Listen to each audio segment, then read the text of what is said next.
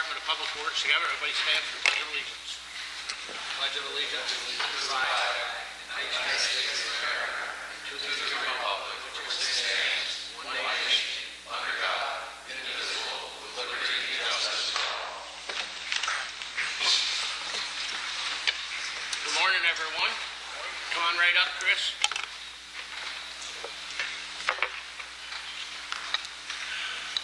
Morning, Chris. We'll start right with the Highway Division. Everybody got Chris's report? Chris, you have an addition on there, right? I do. What, do I? Go right ahead. Yep. Resolution authorizing the payment to Bell and Flynn for extra work on the Stickney Bridge in the amount of $20,630. Would you like to explain that to us? Yeah. What we had was we had an intersection that joins the Stickney Bridge Road, the county road, that we've had several accidents over in the town of Jay. And at the time, it was, I was approached 3 years ago that we would take care of it. We had an accident since then, and I thought this year would be the best time to take care of it. I've been told it was going to be taken care of, but it just didn't seem to get there. So I took care of it this year. And there was a crew on scene that did the hammer milling for the road. That they had all their equipment there at that time, so I asked them to do it. I thought it was part of the hammer mill contract. It was not. So it's I'm just asking to cover the rest of that cost for that project. So in other words, the contractor that you had on site doing the other work, you figured if he was there, the cheapest way to get it done was to have that contractor while he's on site to do the additional work, right? Yes. Where are you getting the money from? There's a couple things that we cut out of the budget project-wise, so we've left enough there to cover it. Okay, can I have a motion? Motion by Mr. Bleedy, second by Mr. Marnell. Further discussion on that resolution? All in favor? Aye. Opposed? Carries. Does anybody else have any questions on highway? Bill? Just to compliment Chris on your paving crew on the cemetery bridge job. They did a fantastic paving job. They've been over backwards to help get the road open quickly for our recent Veterans Day ceremony. So, kudos to those guys. Did a great job. Thank you. Thank you. Mr. Harrington? It's my understanding that the Wright Bridge will soon be open, and that will be a good thing because the school buses are forced to take alternate routes, and that will be quite compromising this winter. So we're looking forward to that. Good, thank you. Do you have anything extra on highway, Chris, besides that? No. Okay, jail and public safety building. Anybody have anything? You read your report? You have something for us on that about heat exchanger being delivered? Yeah, the heat exchanger that we thought we had a delivery date for the next Friday, or this coming Friday. It showed up on Friday, so we're trying to get it in before the end of this week. That's excellent. That was ahead of time because we may need it with the weather out there.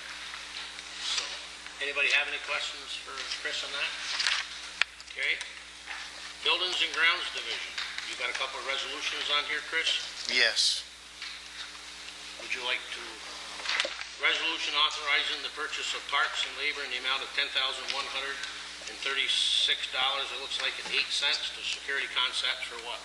That's to update their security entrance doors and to make the software compatible with the upgrades with the computer. Somebody want to move that? Moved by Mr. Gardner. Do we have a second on that? Seconded by Mr. Marnell and Mr. Bleedy. Discussion on that, Mr. Bleedy. That's in the budget? That's your next resolution will be transferring revenue that we've done work there to get money, to be reimbursed by the court system. So it's going to be put back in there. Any other discussion? All in favor? Aye. Opposed? And I will abstain until I find some information out. Only because, I'll let you know right now, my brother used to own part of Security Concepts. I don't know if he still does or not, but I'd rather abstain to be safe. I had nothing to do with this. Resolution carries.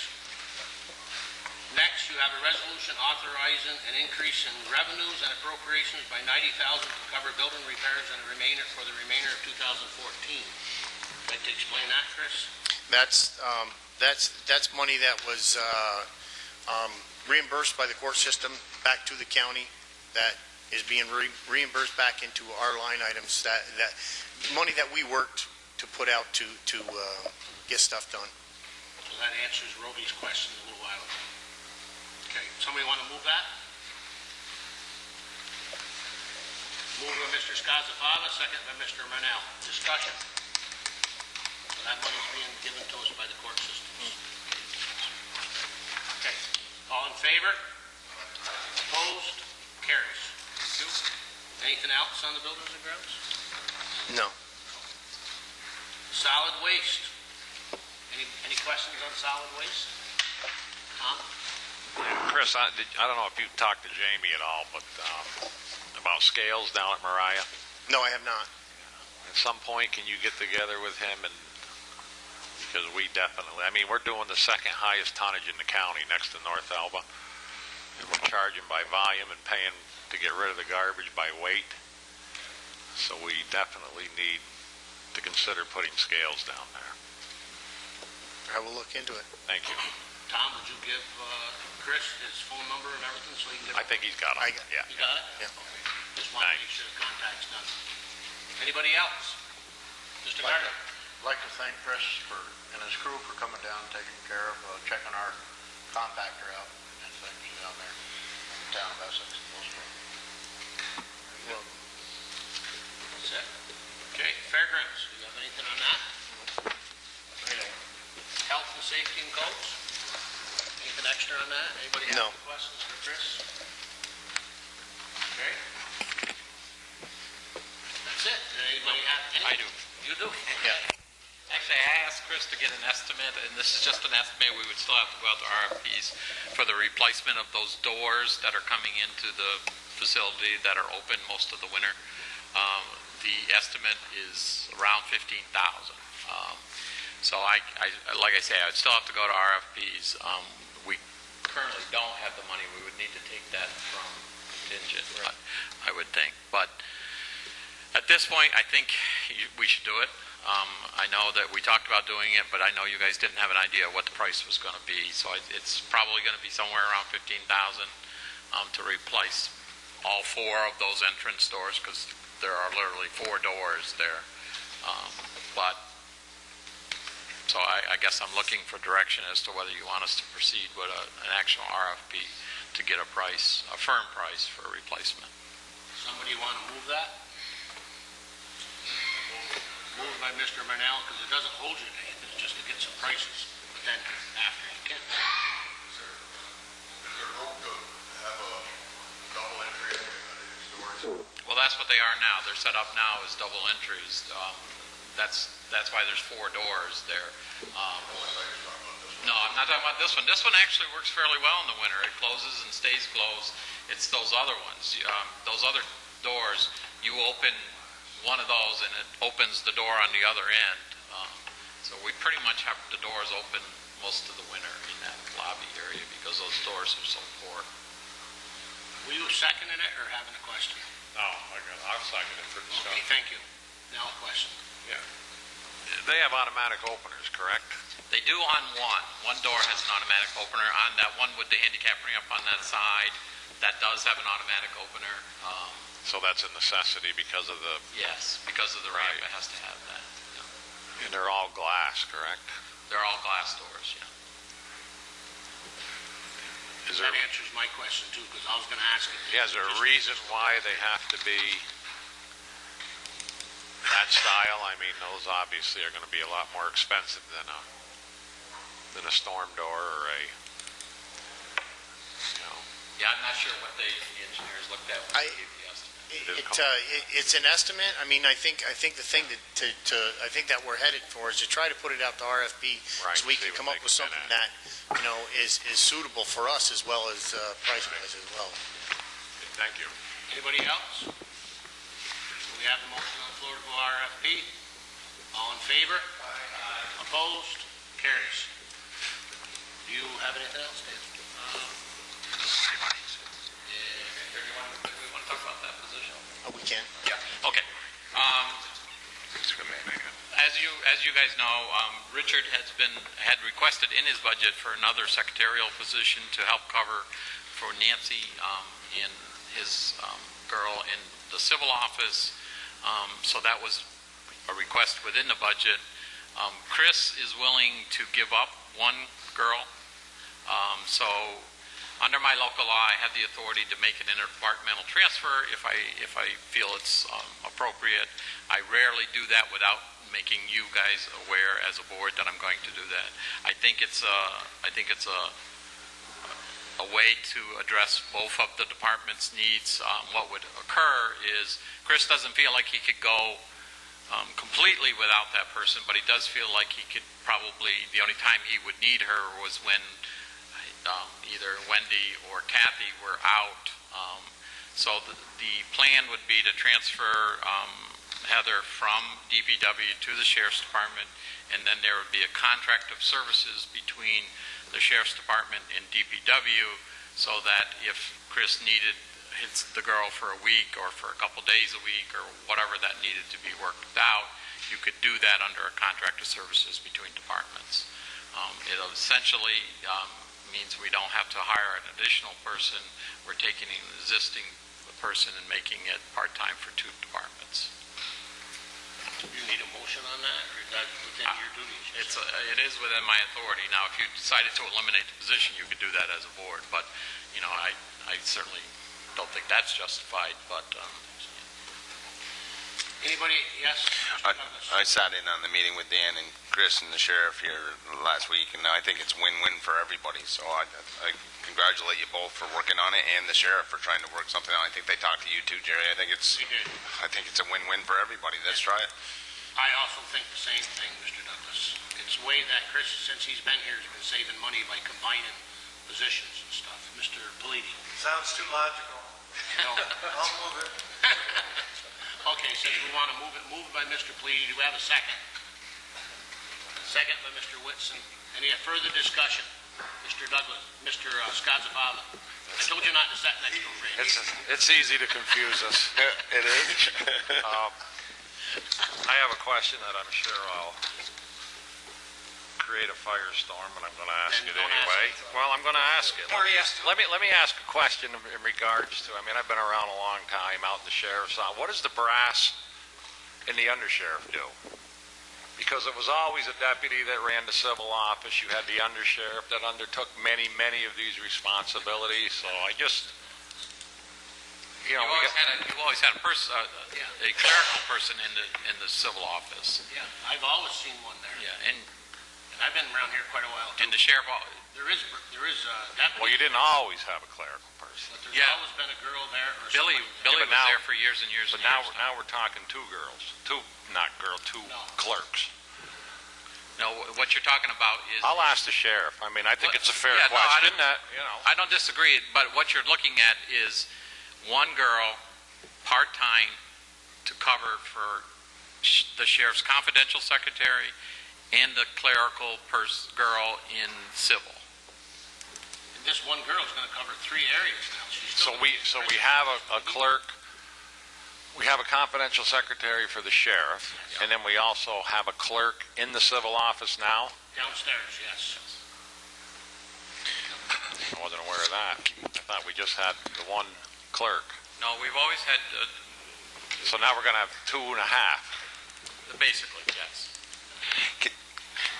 Well, you are. I mean, Can I just make a suggestion? Dan, a couple years ago when these discussions happened, we asked the social services department to give us a breakdown of what they have in each department. Can you ask the sheriff if he can yeah, I'm provide sure that? it's in the budget pack. I require them to put an organizational chart in every budget pack, so thank you. Any other discussion? All in favor? Opposed? Carries. Anything else, Chris or Dan? Okay. Thank you very much, Chris. Okay. Thank you. Dave Reckon, Soil and Water.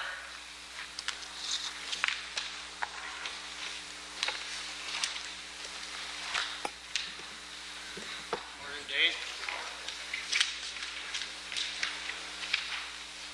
I know know it says on here, on the agenda that there's no report, but you should have gotten a late report this morning. And just to touch on a couple things, one of the things I did want to highlight is that we did put together a grant in the Upper Hudson area with what we call the new Upper Hudson Coalition, which is 7 soil and water districts that form that group from the Troy Dam up to Essex County. And we received a grant for $377,000. Part of that will be there's a couple of projects that are actually ongoing, one in the town of Minerva and one in the town of North Hudson.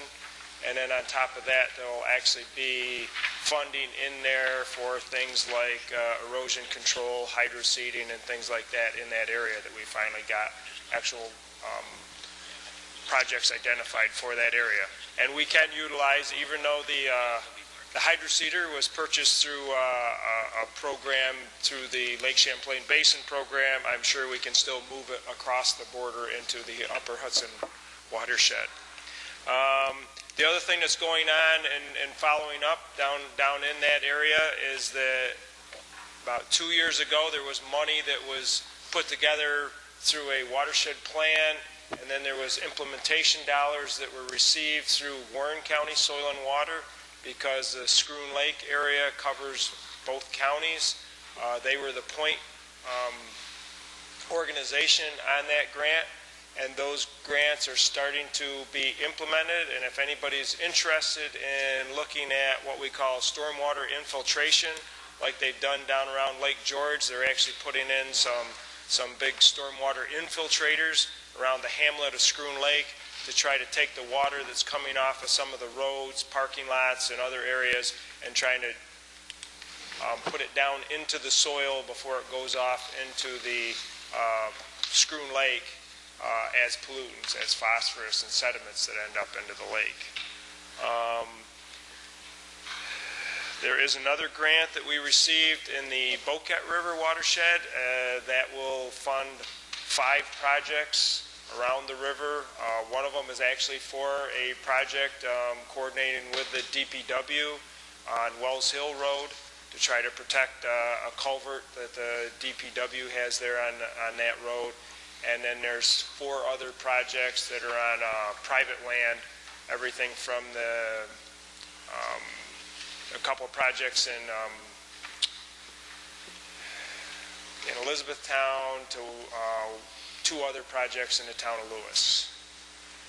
And to follow up with that, watershed organizational things that are happening is that I am attending for the Champlain Watershed Group a meeting in Burlington this week on the 19th, and we'll be discussing watershed programs that are going on throughout Lake Champlain watershed. And we did hold our first full day emergency stream training program. That was held down in Keene Valley at the Nature Conservancy last Thursday. We had about 16 people attend. We did have 6 or 7 people that were contractors that will use that knowledge to try to work in the streams after some of these storm events to be able to work with the towns. I'm hoping next year to have a couple more of these and try to bring in some of the town highway departments and additional contractors. What this program is going to do is that we are providing certificates for these attendees, and those certificates will be put together with a list of the attendees that go into the DEC. And so the next time that we do, hopefully we're not looking for any, but if we do have another major storm event, that these contractors will be on a list for the towns to be able to utilize these contractors that have already gained this extra knowledge on how to work in the streams and how to do good on-the-scene assessments and do repair work according to some of the standards that are coming out through New York State right now. The last thing I have under soil and water is that I know there was a DPW report on solid waste. I would just like to report that we are working together with the Essex County Solid Waste, and they are helping us in that we've been working with the local farmers to try to take the huge amount of farm plastic that's out there for the farmers that use it to cover their feed piles, to keep it from spoiling during the year. Then when they feed it out, they have a lot of waste product. So we've been baling them up with a couple balers that are up in Clinton County that they're letting us utilize for our farms here. We have about 17 bales over there now that are going to be tied together with a load that's coming from the Vermont area, and that will be going out to, I'm not sure exactly where, but the Cornell Recycling Group has put together some sort of a plastic recycling organization that will take these. We don't get paid for it, but it does pay. A lot of them are going all the way out to California, and it does pay for the trucking to get them out there. So the farmers, instead of having to pay the landfill fees to get rid of this plastic into a landfill, now it's going to some place where it's going to make plastic decking, some sort of a recycled plastic material that you may see that you may be able to buy as a product instead of being sent off into a landfill. So we thank the solid waste group over there for what they do is they load the trucks for us so they can go out. And the last thing I have is that in the last month we did accept the bids for the forestry project that we did in on the county property in Keene, and we were very pleased with the bids that came out, and I guess they're supposed to come in and sign the contract for that. Today. And we're very happy we were able to help with that, and we're also working with, we just did a similar type of project with the town of Minerva. So. And just to let the board know that they're going to start another timber market in another town of Essex County. Just don't know where it is just yet. But when the time comes, we'll be coming back for another resolution to go to bid for that timber sale, which is good revenue for the county. And it was, as you see in your agenda, which we passed last week, was $41,000. Anybody have any questions? Dave, do they have a plan, a time frame when they may start? No, they're just signing the contract today. I know we gave them at least 2 seasons because the goal is that you know, if it's a crappy year to be out in the woods this winter, you don't want to hold them to it. But what we're trying to do is, I think they wrote it up that they'd like to see them do it in the winter time when they're going to do minimal damage to the woodlot and the residual stand. So it'll probably be either this winter or next winter. On the advertisement process, I know I got a couple calls from some loggers that didn't know anything about the bid. Is that only put on the county website, or is there some mailings to certain? No, we did a pretty extensive mailing, and I think we caught quite a bit of them. We did miss a couple people, but I know even the people that got missed, we got it out to some of the manufacturing firms and stuff that were buying timber, and what they did was they passed it on to their harvesters. But certainly this was our first time to do it, so we will update those lists. And when we came in to do the bids, I will admit that I didn't realize, I thought we had gone through and talked to Linda Wolf to make sure we had a list of everybody that had bid before, and I guess we had not done that, so I apologize for that. We will make sure that gets done again. I think there was extensive conversations, because I talked to the county who we hired through Soil Water, Phil Sharkowski, and I think we did we worked with Linda and Dan Mannon on getting 180 pages down to like 40 or 50 pages for the timber sale, because you want people to be able to bid on them, not just throw them away because you got too many pages to look through.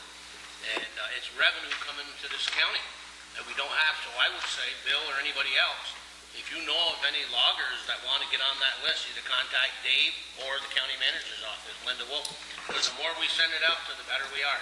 Yeah. And certainly we did with this process, we will update it, and I think we're in pretty good shape now. We've got pretty much everybody on there. And who's awarded the bid? Greg Atkins. He's supposed to be in today. Okay. With the rest of the money, because they pay in full before they even start. So the money's in our coffers. And they need to do it in the winter, like you said, because you don't do them during mud season. I used to do logging for a living for a while. And you don't do it during mud season. Anybody else have any questions? I just wanted to confirm that if our hydro seeder does go to the Upper Hudson Group, we are compensated for that, correct? Well, at this point, the Soil and Water Conservation District just owns it. So the way we're doing it at this point anyways is that I have an agreement that we work out with DPW in return for seed and mulch for any of the projects that they do. They do any of the maintenance on that cedar. So it doesn't really matter when they're doing the maintenance on where it goes in. We own it, and then what we do is we allow whichever town wants to use it, and then they furnish any fuel and they pull it around and they do it. So there's really little cost. The biggest part of the cost was the materials for the seeding that in the Champlain watershed we were able to pay for the towns that did it within the Lake Champlain Basin because we had money from the Lake Champlain Basin. When it went outside of the basin, we had to get reimbursed for those because realistically we did not have money for those areas. Now we have money, so now when it goes out to these other areas that are outside of Lake Champlain Basin, we can provide the materials. The town is already going to provide the manpower, the in-kind, and usually they will fill up the hydroseeder with fuel, which isn't a huge amount to run that for a day. And so they usually provide, so there really is no real extra cost in it. It's just been the cost of the materials and the supplies that we haven't been able to provide to the towns that are outside of the Champlain watershed. Does that answer your question, Bill? It doesn't answer mine. Does it? No, because the question was, do we get paid for it when it's out there, right? That was, do we get compensated for the We use? don't get compensated for the use of the machine, right? No. No, okay. That's what he said. Long and short is no. And what I will do is, with that question, I'll bring it up to we have a board meeting for the Soil and Water District Board on Thursday, and I will bring that up to them on how they want to handle that. And then I'll bring that back to you next month. The concern is, did the Champlain Valley Group pay for it? Correct. It was paid for through a grant through the EPA. If it's going out of the Champlain Valley Group, I think there should be some compensation for it. Okay. Yeah, Because it's going to be up to that Champlain Valley Group to replace it. Right, to do the maintenance on it and replacement. So yes, we can discuss that. Let me understand this, because I still don't understand. You're talking about out of Essex County, right? No. Out of our group, out of our Champlain Valley Group, Okay. which is out of Essex County. Which is out of Essex County, right?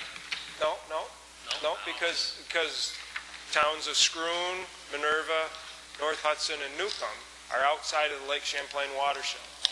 So that's why we haven't been able to provide supplies to them, because the supplies we have that are purchased are only for towns within the Lake Champlain Basin. Yes. They're still in Essex. I think Still in Essex. he's right. We'll have to bring this up. Dave's on the Soil Water Committee too, and myself. We have a meeting 7:30 on Thursday morning, and we'll have to discuss that there. We'll get back to you. Thank you. Tom? Yeah, I just want to publicly thank Dave and his staff for all the help that they provided and expertise on the Boaga Bay campsite shoreline project.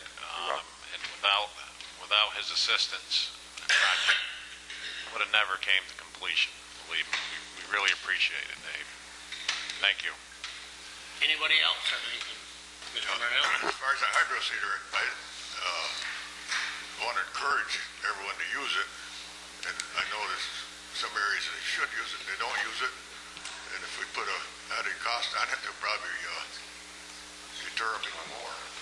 But it's an excellent machine, and it should be used almost every time you do any ditch excavation or slope excavation. Right. Duly noted. You're right. 3. Anybody else? Do you have anything else? Jerry, can I just ask one? Yeah. You mentioned the Lake Champlain Basin program, and I saw in the paper the last couple of days, there's 2 public informational meetings in Vermont. Do we have any that are going to be scheduled in New York? Do you know? Because Vermont seems to get all that money. Yeah, I'm not sure I've seen it, but this meeting that I'm going to on Wednesday that we will be attending from from New York to talk about the projects that are going on. They're actually talking about the different stream trainings that are going on. Vermont has their own program similar to New York, and we're going to talk about those. And then there's other watershed programs that are going on. So we will be. The invasive plants, I think that they're really trying to target the southern end in this session. Yes. Anything else? I'm gonna stop saying that in a minute. I'm sorry. As long as we're giving kudos out, I want to thank Dave for the work he's done for Jay and Keene too, as we've still been recovering from Irene and all the work he's put into. And it's been a lot more and a lot of negotiations with a lot of landowners that Dave was in the middle of. So thank you very much, Dave. All right, you're welcome. Okay. Anybody have anything else? If not, we stand adjourned.